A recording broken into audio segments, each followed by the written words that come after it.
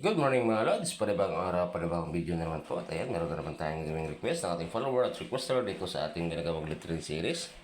Yan, at ang nag-request po ay si Jing Lavado Venerable. Ayan, Jing, sana makita mo ito at magustuhan mo. At tuloy, may bahagi mo na rin po sa iba para marami makapanood na ating ginagawang video tulad nito. Yan, ginamitan natin ng latex color pink, yung kanyang pangalan, at nagbakaran lang tayo ng light pink dyan. Yan, yung stroke na ginagamit natin, yung usual na ginagamit natin since high school pa po ako, yan yung ginagamit kong font. Yan.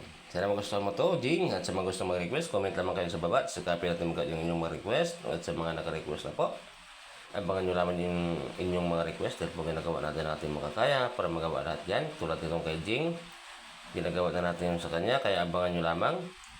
Hintayin nyo lamang po sa bawat araw na paggawa natin ng